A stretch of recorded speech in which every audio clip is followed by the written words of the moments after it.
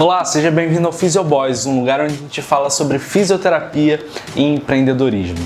Eu sou o Gabriel Miranda e hoje a gente está aqui para falar sobre 5 motivos pelos quais talvez você nunca queira seguir a fisioterapia neurofuncional como a sua principal área de atuação profissional. A gente já fez um vídeo falando sobre 5 razões pelas quais você talvez queira seguir a fisioterapia neurofuncional como a sua área de atuação principal. Então, se você ainda não viu, eu vou deixar linkado aqui em cima para você. É só você clicar lá e dar uma olhada, beleza? E como eu falei no último vídeo, a gente está aqui sem demagogia, sem meias palavras. A fisioterapia neurofuncional, ela é a minha área de atuação profissional principal. Eu também trabalho com ortopedia, mas desde sempre a reabilitação neurofuncional foi a minha prioridade. E não é por isso que eu tô aqui só para falar flores sobre a fisioterapia neurofuncional para vocês. Então preste atenção nesses 5 pontos que eu vou te contar e me diz aqui nos comentários se você concorda ou não com eles, beleza? Então vamos direto ao ponto. E o primeiro aspecto que eu acho que pode influenciar você a não querer seguir a fisioterapia neurofuncional é o desgaste físico. Muitas pessoas têm receio de seguir a fisioterapia neurofuncional porque normalmente os pacientes têm algum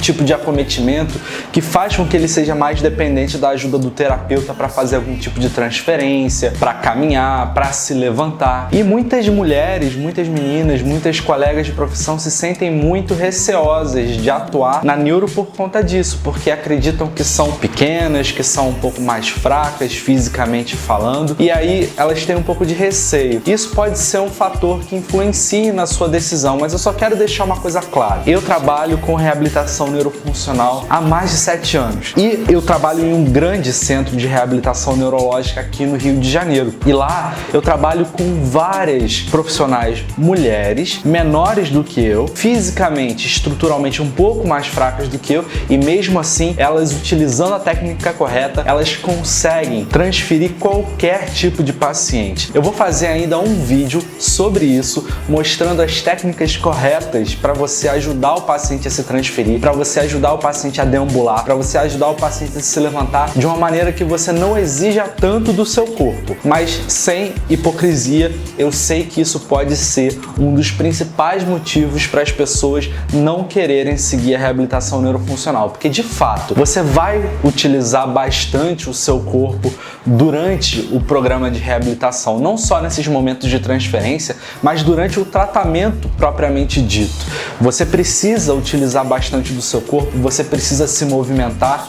Então isso é algo que você tem que ter em mente. Na reabilitação neurofuncional você nunca vai ficar sentado fazendo ultrassom, enfim, pelo contrário, você vai estar sempre se movimentando bastante. Então isso pode ser um ponto negativo que faça as pessoas pensarem 2 vezes antes de escolher a reabilitação neurofuncional como a sua área de atuação profissional. O segundo aspecto é o desgaste emocional. Olha, quando nós falamos dos pontos positivos, a gente falou sobre a gratificação que a gente tem, a gente se sente muito realizado quando a gente consegue fazer com que esse paciente ele realize uma tarefa que outrora ele não conseguia. Quando esse paciente ele alcança um objetivo, a gente se sente, muito realizado. Mas a gente tem que ter em mente que muitos pacientes possuem algum tipo de disfunção que é progressiva, que é degenerativa, e isso faz com que, esse paciente muito possivelmente ele não vai conseguir alcançar objetivos aonde ele vai conseguir fazer uma coisa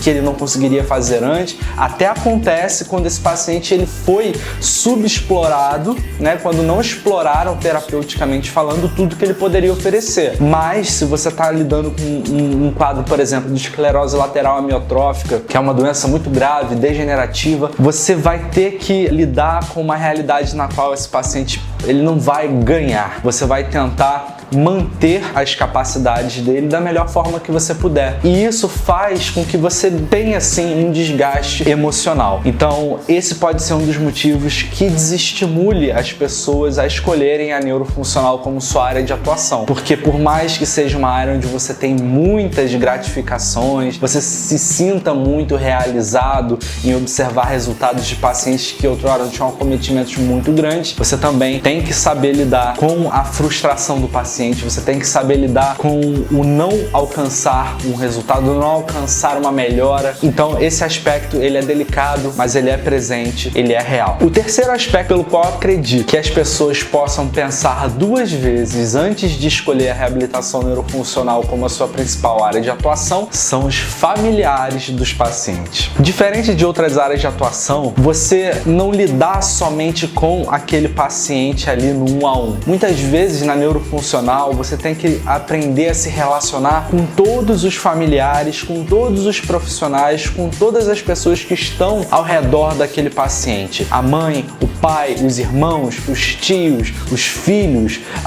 os empregados, os cuidadores, os técnicos de enfermagem. Então, quando você tem que lidar com um paciente que você é exigido de você, que você tenha uma capacidade de se relacionar melhor com todas as pessoas que estão ao redor desse paciente, isso pode ser pesado para algumas pessoas, até porque existem familiares que são exigentes, que vão cobrar muito, então isso pode ser pesado do ponto de vista de algumas pessoas e essa pode ser uma das razões pelas quais você não queira seguir a reabilitação neurofuncional. Quando nós estávamos falando sobre os pontos positivos que talvez façam você querer seguir a reabilitação neurofuncional, nós falamos sobre a menor rotatividade. Na verdade, não a menor rotatividade, nós falamos sobre você permanecer com aquele paciente durante um período maior de tempo. Porque os pacientes que estão em reabilitação por conta de uma disfunção neurológica, o programa de reabilitação deles é um pouco mais longo normalmente. E nós explicamos o benefício disso no outro vídeo. Então, se você quer dar uma olhada, confere lá. Mas isso também traz um ponto negativo para a nossa vida profissional, que é a menor rotatividade dos nossos pacientes. E por que isso é ruim, Gabriel? Simplesmente porque na nossa profissão, por exemplo, quando nós estamos falando sobre a ortopedia, que é uma área da atuação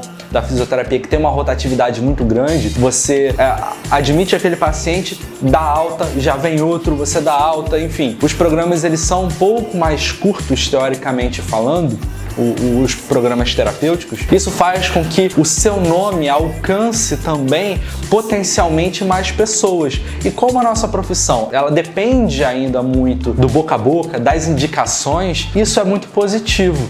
Quando você permanece muito tempo somente dentro de um ciclo ali, de um núcleo familiar daquele paciente específico, isso faz com que você não tenha, muitas vezes, o seu nome tão propagado. Eu não estou falando que isso é via de regra, mas isso pode ser sim um dos pontos que faça você pensar duas vezes antes de escolher a reabilitação neurofuncional como a sua área de atuação principal dentro da fisioterapia. E por último, mas não menos importante, o quinto aspecto que pode fazer com que você pense 2, 3, 4 vezes antes de escolher a reabilitação neurofuncional é o preço dos cursos que você faz para continuar progredindo profissionalmente.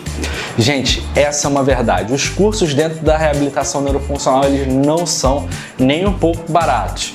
Nós temos aí os dois principais cursos que eu julgaria muito relevantes para que você fizesse, caso você queira trabalhar com neuro, que são o PNF, a facilitação neuromuscular proprioceptiva, ou o conceito CABAT, né, o método CABAT, como muitas pessoas conhecem, e o BOBAT. O PNF, ele é uma formação extensa, então você tem o curso 1, 2, 3A, 3B, 4, 5 e cada curso desses tem um valor gordo. Você tem que fazer um investimento para fazer esses cursos. E o BOBAT é a mesma coisa. O BOBAT é um investimento, diga-se de passagem, ainda mais impactante, digamos assim. Então, gente, para quem quer seguir a reabilitação neurofuncional, você tem que levar isso em consideração. Você tem que se planejar para conseguir fazer esses cursos, porque eles fazem muita diferença na sua atuação profissional. Eles te fazem um profissional muito mais capacitado para lidar com a variedade de pacientes que aparecem no seu dia a dia. Então, assim, se você quer seguir a neuro, você tem que estar por dentro dessas formações. Você tem que ter isso em mente, pelo menos no seu radar, de que em algum momento você vai ter que fazer alguma delas, pelo menos. Beleza? Então leve isso em consideração e essa pode ser o quinto motivo pelo qual você pense 2, 3 vezes antes de fazer a neuro como a sua principal área de atuação, beleza? Bom, então é isso aí. Me deixa saber aqui nos comentários se você concorda comigo, se você acha que esses pontos eles podem fazer com que as pessoas pensem 2 ou 3 vezes antes de escolher a neuro, ok? Lembrando que aqui na descrição você encontra todos os links que eu recomendo que você acesse. Meu site, podcast, encontra os cursos online que eu recomendo. É isso aí, a gente se vê no próximo vídeo. Um abraço!